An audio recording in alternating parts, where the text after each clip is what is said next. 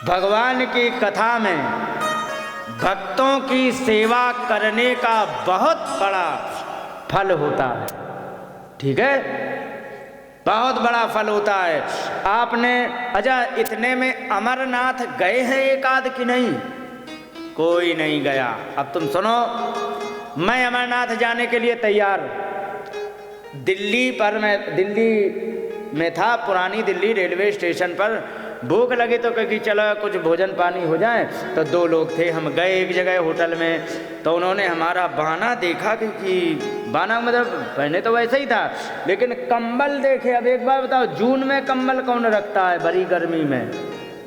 लेकिन कंबल लिए देखा तो कि महाराज आप लोग क्या अमरनाथ जा रहे? मैंने कहा बिल्कुल। उसने इज्जत से बैठाया, आदर पूर्वक भोजन कराया और 100 रुपये दिए। महाराज पधारो, एड्रेस दे दिया हमारा, वहाँ पर लंगर है, वहाँ पर चले जाना। ये क्यों कर रहे हैं मालूम है? क्योंकि ध्यान रखो, हैं इसलिए। अब तुम्हें सुनो, असली बात क्या है।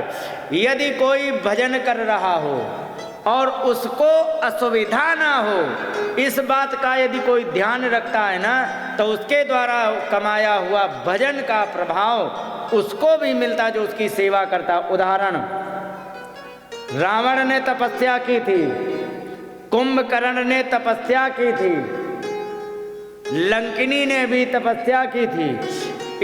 इन्होंने तपस्या की थी, विभीषण ने तपस्या नहीं की थी। विभीषण ने क्या किया था? विभीषण ने इन तीनों की सेवा की थी। समझ गए? तो तीनों की सेवा करने के मतलब साफ करते रहे, क्योंकि तपस्या ध्यान लगा के बैठे, दीमक ना आ जाए, कोई कीड़ा ना आ जाए, उनकी सुरक्षा करते रहे।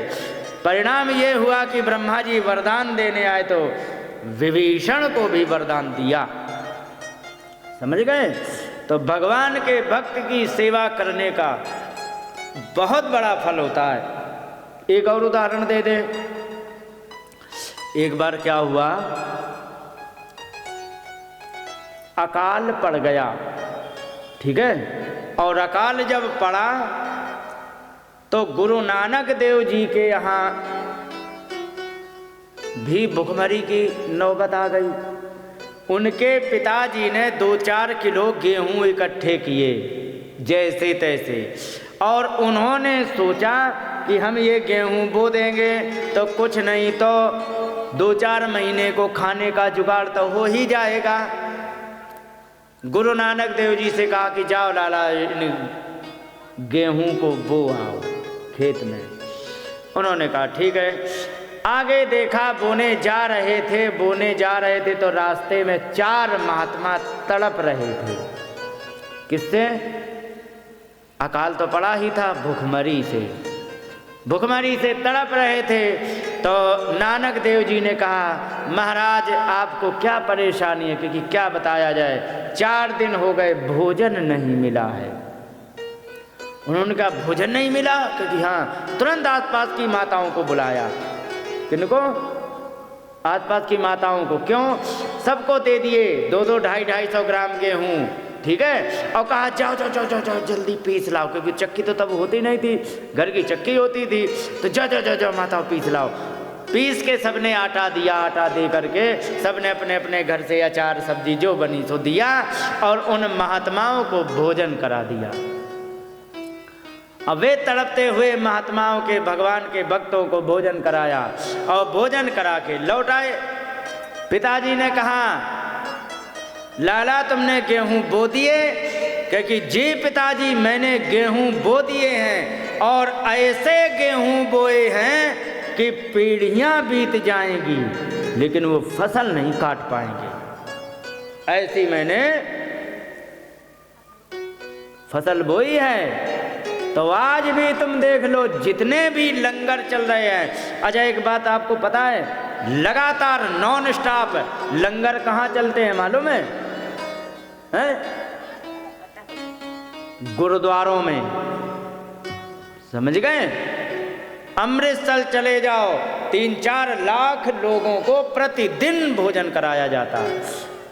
दिल्ली के चांदनी चौक चले जाओ, 3-4 लाख नहीं तो 30-35 हजार तो तुम मान ही लो गिरी हालत में। जाने कितने रिक्शे वाले, जाने कितने कौन भोजन करके जाते हो। ना मानो तो लाल किला से मात्र 300 मीटर दूर है, जाके भोजन भी पा लेना और देख भी आना, बिना पूछे कि तुम किस जाति से हो, बिना पूछे कि तुम किस क्षेत्र से हो, बिना पूछे कि तुम्हारी हैसियत क्या है।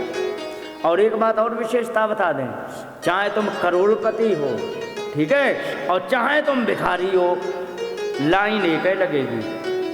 हाँ, एक तरफ करोड़पति बैठा, दूसरी तरफ भिखारी बैठा है, और तरफ नहीं, लगे लगे, और वही भोजन करोड़पति पा रहा है, वही भोजन भिखारी पा रहा। ये समानता आपको सिखों के लंगर में मिलती है। और जिसने देखी है सेवा वो जानते हैं, जिसने नहीं देखी है वो देख सकते हैं, क्योंकि ये कहीं विदेश नहीं जाना है, भारत में ही है। और जहाँ गुरुद्वारा होगा वहाँ पर लंगर अवश्य चलेगा, चाहे वो भारत में, चाहे पटना में हो, चाहे अमृतसर में हो, चाहे वो चांदनी चौक में हो, चाहे कनाडा में हो। कनाडा में भी भोजन होता है। तो वही फसल आज लगातार काटी जा रही है, लेकिन फसल पूरी नहीं हुई है। कौन सी? जो नानक देव जी ने भगवान के भक्तों को वो आए थे, समझ गए? तो कहने का मतलब भगवान के भक्त की सेवा करने की महिमा इतनी बड़ी होती है। इसलिए भगवान के भक्त, इसीलिए जहाँ पर तुम देखो पंजाबियों में, वे भजन करें ना करें, पूजा करें ना करें, भंडारा जरूर कर देंगे।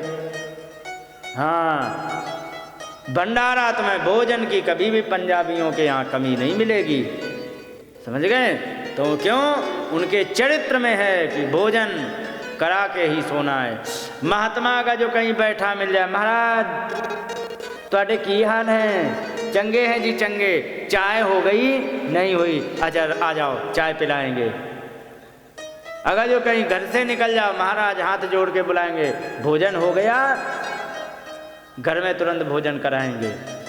ये होता है। तो कहने का मतलब भगवान के भक्तों की सेवा करने का प्रभाव ये होता है कि वो गुरु नानक देव की बोई हुई फसल आज भी काटी जा रही है, फसल खत्म नहीं हुई है, और कब तक कटती रहेगी इसका कोई पता नहीं।